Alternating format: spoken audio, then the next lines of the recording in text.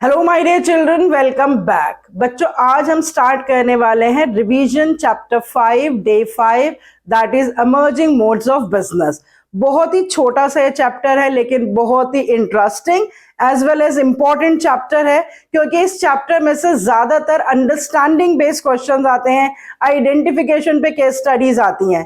Total 4 ही topics हैं इस chapter में और उसमें से भी सिर्फ 2 टॉपिक्स पे क्वेश्चंस नॉर्मली पूछे जाते हैं। वो 2 टॉपिक्स कौन से हैं, उस पे किस तरह के क्वेश्चंस पूछे जाते हैं और उन क्वेश्चंस को आपको कैसे आंसर करना है, ये सब हम आज की रिवीजन में डिस्कस करने वाले हैं। और बच्चों, इस चैप्टर से रिलेटेड मैंने बहुत सारी इंपॉर्टेंट शॉर्ट्स एंड वीडियोस भी बना रखी हैं। Application of e business versus e commerce. तो अगर आपने वो नहीं देखी है तो आई रिक्वेस्ट कि अगर आपने अभी तक मेरा चैनल सब्सक्राइब नहीं किया कनेक्ट टू कॉमर्स, तो प्लीज इस चैनल को सब्सक्राइब कर लीजिए ताकि आपके पास नोटिफिकेशंस आती रहे और कोई भी इंपॉर्टेंट इंफॉर्मेशन आपसे मिस ना हो। और आज के वीडियो लेक्चर को भी बच्चों बिल्कुल एंड तक देखिए, क्योंकि आज के रिवीजन में हम important topics, important keywords, important statements, important case studies related to the few topics of this chapter, ये सब डिस्कस करने वाले हैं। So let's connect to commerce and let's revise in a very easy and a smart way chapter 5 emerging modes of business.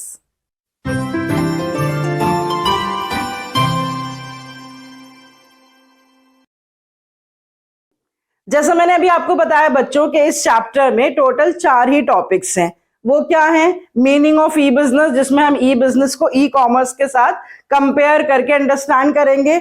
Scope of e business, benefits of e-business, and then there is a comparison between e-business and traditional business. इस chapter में sample paper में से 3 questions आए हैं, 2 question 1-1 number के और 1 question 4 number का। Combined weightage उन क्वेश्चंस की जो है वो 6 नंबर है। सोचिए, सिर्फ 4 ही टॉपिक्स है और 6 नंबर के क्वेश्चंस इसमें से आ रहे हैं, तो श्योर शॉर्ट क्वेश्चंस आपको पता लगने वाले हैं कि कौन से टॉपिक से इस पे क्वेश्चन आना ही आना है, किस तरह का क्वेश्चन आना है और उसको आपको कैसे आंसर करना है। मैंने यहाँ पर आपके लिए क्वेश्चन नंबर्स भी लिख दिए हैं, आप सैंपल पेपर में चेक कर लीजिए। Question number 11, question number 17 and question number 29, ये 3 क्वेश्चंस इसमें से आए हुए हैं। ये तीनों क्वेश्चंस जो हैं वो मैं आपसे ऑलरेडी डिस्कस कर चुकी हूँ जब हमने सैंपल पेपर की रिवीजन की थी। तो अगर आपने 11 सैंपल पेपर के नाम से जो प्लेलिस्ट अवेलेबल है मेरे चैनल पे वो नहीं देखी है तो उस प्लेलिस्ट को भी देख लीजिए, वो आपके बहुत काम आने वाली है before actually appearing in your annual exams. तो बच्चों, अब हम इन 4 टॉपिक्स को रिवाइज करने वाले हैं फास्ट फॉरवर्ड मोड में, लेकिन स्मार्ट मोड में, कुछ ऐसे कीवर्ड्स के साथ जिससे आपको ये टॉपिक्स बहुत अच्छे से अंडरस्टैंड हो जाएंगे। और क्योंकि इस पे से नॉर्मली अंडरस्टैंडिंग बेस्ड क्वेश्चंस ही आते हैं, आपको याद करने की जरूरत नहीं है लेकिन समझने की ज्यादा जरूरत है, क्योंकि अगर आप इसको समझ लेंगे तो आप इस पर्टिकुलर चैप्टर से जो क्वेश्चंस हैं वो बहुत आसानी से अटेम्प्ट कर पाएंगे। इस चैप्टर के मीनिंग को ही दोबारा से देख लेते हैं, क्योंकि इसका मीनिंग ही अंडरस्टैंड करना हमारे लिए बहुत जरूरी है। मैंने लिखा है यहाँ पे modes of business. Modes of business का क्या मतलब होता है? Manner of conducting the business. और जब हम उसके आगे वर्ड इमर्जिंग लगा देते हैं तो इमर्जिंग मोड्स का मतलब ऐसे ट्रेंड्स, ऐसे चेंजेस जो बहुत जल्दी जल्दी फास्ट चेंज होते हैं and these changes are likely to continue. मतलब इसको इसीलिए हम इमर्जिंग मोड्स कहते हैं कि जो बिजनेस करने के तरीके में जो चेंजेस आए हैं उसके बारे में हम इसमें पढ़ते हैं और वो चेंजेस जो हैं वो होते ही रहेंगे आगे भी। That's why we call it as emerging modes of business. सबसे पहले तो बहुत ही सिंपल डेफिनेशन ई बिजनेस की देख लेते हैं in comparison to e commerce. बच्चों, हमने जब चैप्टर 1 करा था बिजनेस, तो उसमें हमने क्लासिफिकेशन ऑफ बिजनेस करा था that business is subdivided into 2 parts, that is industry and commerce, and again commerce is subdivided into 2 parts, that is trade and aids to trade। बिल्कुल इसी तरह से ई बिजनेस जो है वो वाइडर टर्म है और ई कॉमर्स जो है वो उसका पार्ट है। ई बिजनेस की डेफिनेशन क्या है? Conducting the industrial, trading and commercial activities using the computer networks. तो इंटरनेट यूज करके या कंप्यूटर नेटवर्क यूज करके, चाहे वो इंडस्ट्रियल एक्टिविटी हो, चाहे वो ट्रेडिंग एक्टिविटी हो, चाहे वो कमर्शियल एक्टिविटी हो, that will be the part of electronic business. E commerce का क्या मतलब है? Firms interactions with the customers and the suppliers. तो ये जो इसका कमर्शियल पार्ट है सिर्फ वही ई कॉमर्स है। और कमर्शियल ट्रांजैक्शंस के अलावा जो अदर ट्रांजैक्शंस है बिजनेस की, that is the part of e business. इसीलिए मैंने इक्वेशन के फॉर्म में लिखा है कि e business is equal to e commerce. E commerce उसका एक पार्ट है और उसके अलावा प्रोडक्शन से रिलेटेड, इन्वेंट्री मैनेजमेंट से रिलेटेड, प्रोडक्ट डेवलपमेंट से रिलेटेड, अकाउंटिंग से रिलेटेड, फाइनेंस से रिलेटेड, ह्यूमन रिसोर्स मैनेजमेंट से रिलेटेड कोई भी ट्रांजैक्शंस अगर इलेक्ट्रॉनिकली कंडक्ट की जाएंगी तो they are the part of e business, that is electronic business. So after clarifying the definition of e-commerce and e-business, let's move on to the very important topic, that is the scope of e-business transactions. So here I have written that interactions with the other businesses, with the customers, with the internal groups of the business, and between the two customers, these are all the part of e-business transactions. इस पूरी classification के keywords और examples आप बहुत ध्यान से सुनेंगे, क्योंकि रिवीजन खत्म होने के बाद मैं आपके साथ एक एक्सरसाइज या सेल्फ असेसमेंट शेयर करूंगी और उसको आप आंसर कर पाएंगे, तो इसका मतलब आपने रिवीजन बहुत अच्छे से की है। सबसे पहले देखिए बच्चों, बिजनेस टू बिजनेस ट्रांजैक्शंस वो होती हैं जो एक बिजनेस दूसरे बिजनेस के साथ करता है। इसमें आप कीवर्ड्स नोट कर लेंगे कि एक बिजनेस जो है वो सप्लायर्स से डील करता है, वेंडर्स से डील करता है, मिडिलमैन से डील करता है, होलसेलर्स एंड रिटेलर्स से डील करता है, चैनल्स ऑफ डिस्ट्रीब्यूशन जो कुछ भी होते हैं, चाहे वो एडवर्टाइजिंग कंपनीज हो, चाहे वो वेयर हाउसिंग कंपनीज हो, जो भी ऑक्सिलरीज की बिजनेस को जरूरत पड़ रही है, तो जो उन ऑक्सिलरीज को प्रोवाइड कर रहा है बिजनेस को, they are also the businessman. और उन बिजनेस से डील करने के लिए बिजनेस क्या टेक्नोलॉजी यूज करता है? EDI technology. इस टर्म को भी आप बहुत अच्छे से याद करेंगे क्योंकि इस पर भी आपसे क्वेश्चन फ्रेम किया जा सकता है, इसकी फुल फॉर्म पूछी जा सकती है और ये पूछा जा सकता है कि कौन सी टाइप ऑफ बिजनेस ट्रांजैक्शन से रिलेटेड ये टर्म है। तो किसी भी तरह का डॉक्यूमेंट, चाहे वो ऑर्डर हो, चाहे वो इनवॉइस हो, चाहे इमेजेस हो, किसी भी तरह का जो इंटरचेंज होगा between the to business firms, वो ईडीआई टेक्नोलॉजी के थ्रू ही होता है। अब इसके कुछ इंपॉर्टेंट एग्जांपल्स देख लेते हैं बच्चों। यहाँ पर मैंने कुछ इंपॉर्टेंट एग्जांपल्स लिख दिए। Placing of the order online, तो जब एक बिजनेस दूसरे वेंडर को ऑर्डर प्लेस करेगा for the supply of the inputs, that will come under B2B। Then monitoring the stock in hand or stock in transit with the middleman। मान लीजिए कोई wholesaler है या कोई रिटेलर है, उसके पास स्टॉक्स मेंटेन है, तो उन स्टॉक्स को अगर मॉनिटर करना है ऑनलाइन तो वो भी बिजनेस कर सकता है, and that transaction is a part of B2B transaction. तो अगर बिजनेस किसी सप्लायर या मिडिलमैन को पेमेंट कर रहा है या उनसे पेमेंट रिसीव कर रहा है, तो इस तरह का exchange of payment, that is also a part of business to business transaction. Come to the next type of a transaction, that is interaction with the customers. इसको भी बच्चों मैंने दो कैटेगरीज में डिवाइड कर दिया है, business to customer and customer to business. सबसे पहले तो यहाँ पर हमें ये अंडरस्टैंड करना जरूरी है कि ज्यादातर लोग कंफ्यूज होते हैं कि बिजनेस टू कस्टमर का मतलब बाइंग एंड सेलिंग, लेकिन इस टाइप ऑफ अ ट्रांजैक्शन में सिर्फ बाइंग एंड सेलिंग से रिलेटेड ट्रांजैक्शंस नहीं आती हैं, इसका स्कोप उससे ज्यादा है, क्योंकि उस बाइंग एंड सेलिंग से पहले भी कुछ एक्टिविटीज परफॉर्म होती है और उस बाइंग एंड सेलिंग के बाद भी कुछ एक्टिविटीज परफॉर्म होती हैं, जिन्हें हम कहते हैं before sale services, services related to sales and after sale services. तो जो B2C ट्रांजैक्शंस होती हैं उसके लिए वर्ड यूज किया जाता है, it includes the wide gamete of marketing activities, E promotion, E delivery, E payments.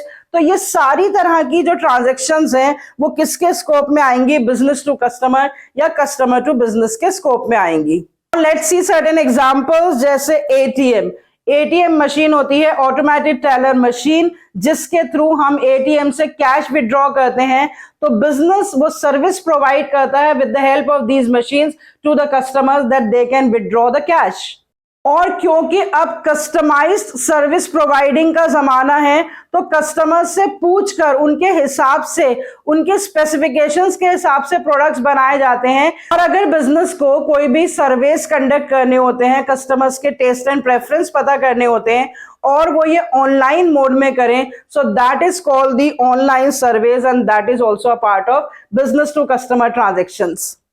और फिर अगर कस्टमर्स प्रोडक्ट रिसीव करने के बाद या सर्विस रिसीव करने के बाद बिजनेस को पेमेंट्स करते हैं, तो that is a part of C2B transaction.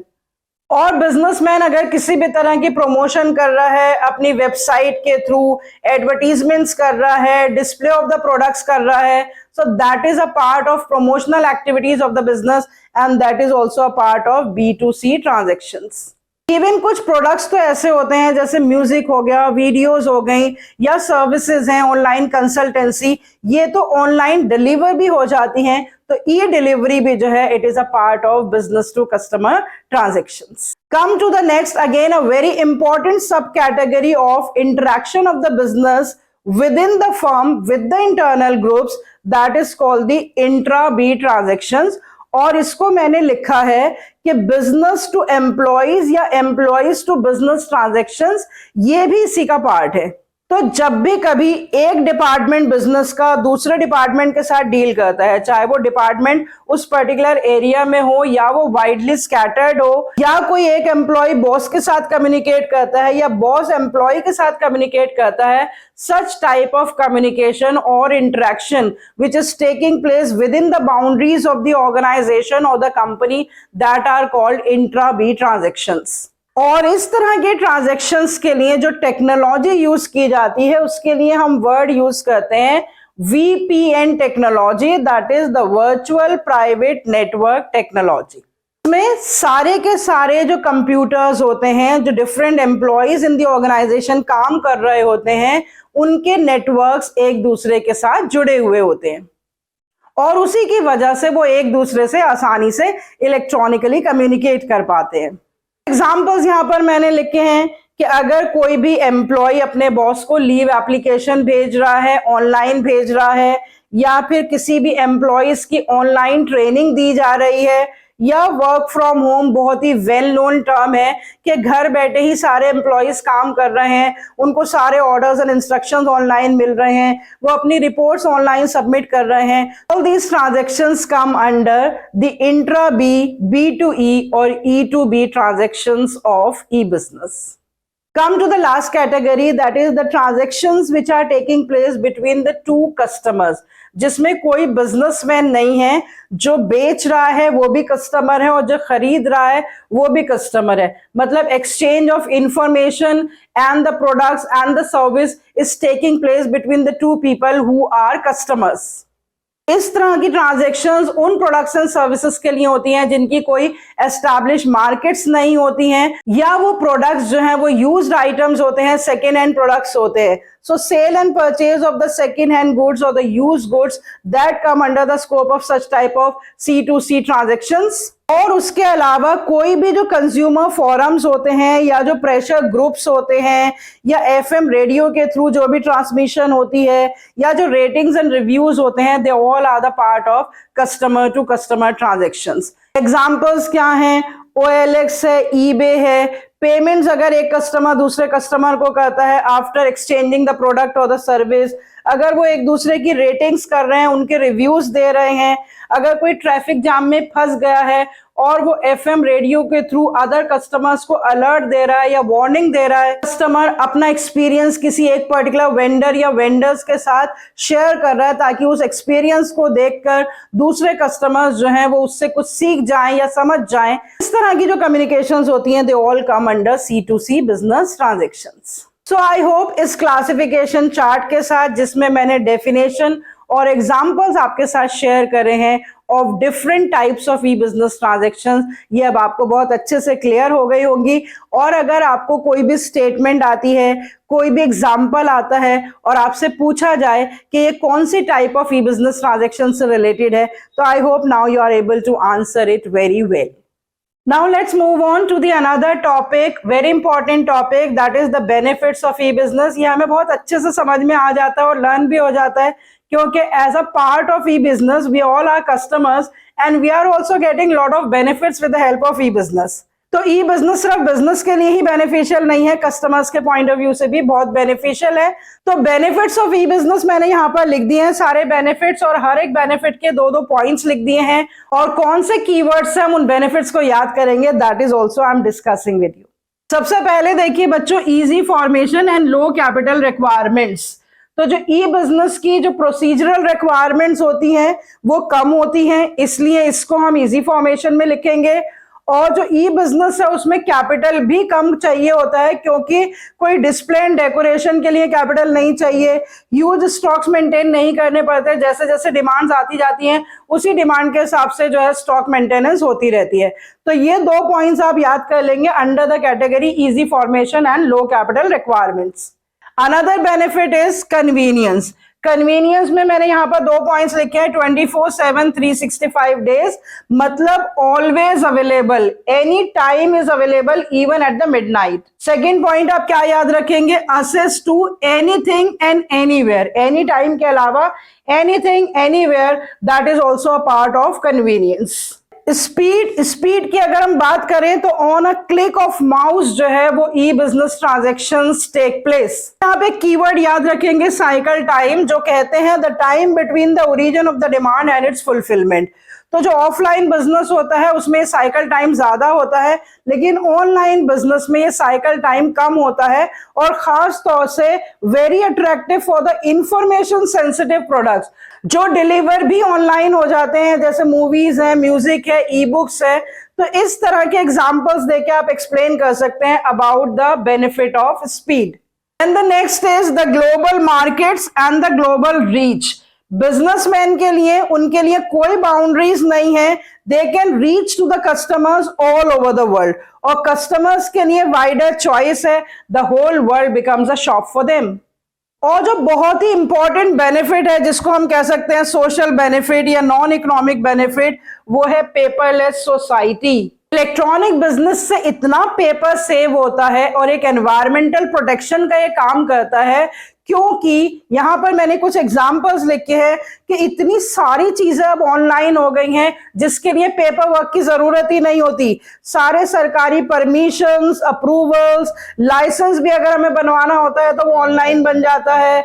Ticket booking करानी हो, आधार कार्ड में कोई चेंजेस करानी हो, पैन कार्ड के लिए अप्लाई करना हो, इनकम टैक्स की रिटर्न्स फाइल करनी हो। Now when majority of the things are being conducted online by the private as well as the public business enterprises, it is a movement towards a paperless society. That is a very important benefit of e-business. बच्चों आप इसका भी screenshot ले लीजिए कि किस तरह से 2 सब पॉइंट्स और इंपॉर्टेंट कीवर्ड्स के साथ आप बेनिफिट्स ऑफ ई बिजनेस को याद कर सकते हैं और एक्सप्लेन कर सकते हैं if there is any question from this topic. और अब बच्चों मैं आपके साथ एक कंपैरेटिव चार्ट शेयर कर रही हूं, that is a comparison between the traditional business and E business. और ये जो सारे पॉइंट ऑफ कंपैरिजंस दे रखे हैं, इसके लिए मैं आपको सजेशन देना चाहती हूँ कि इसमें कुछ पॉइंट्स ऐसे हैं जहां पे traditional business is better than e business, और कुछ पॉइंट्स ऐसे हैं जहां पे e business is better than the traditional business.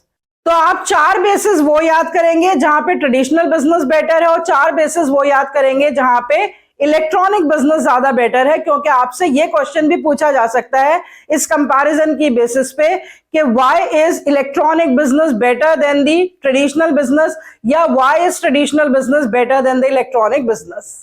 अब बच्चों आपके लिए बहुत ही इंपॉर्टेंट कुछ एग्जांपल्स और स्टेटमेंट्स मैंने चूज की हैं एनसीईआरटी के लैंग्वेज से, वो मैंने यहाँ पर आपके लिए लिख दी हैं। ये सारे एग्जांपल्स हैं different types of e business transactions के। इसके आगे आप अपने आप लिखेंगे कि ये B2B है, B2C है, C2C है या इंट्रा बी है। और जो B2C कैटेगरी ऑफ ट्रांजैक्शंस होती हैं उसमें अगर कोई ट्रांजैक्शन ऐसी है जो कस्टमर से बिजनेस की तरफ है तो उसको आप C2B लिखेंगे। और अगर इंट्रा बी ट्रांजैक्शन में भी कोई ट्रांजैक्शन ऐसी है जो बॉस एम्प्लॉइज को दे रहा है तो उसके आगे आप B2E लिख देंगे सब कैटेगरी में, और अगर एम्प्लॉय बॉस को दे रहा है तो आप लिख देंगे E2B।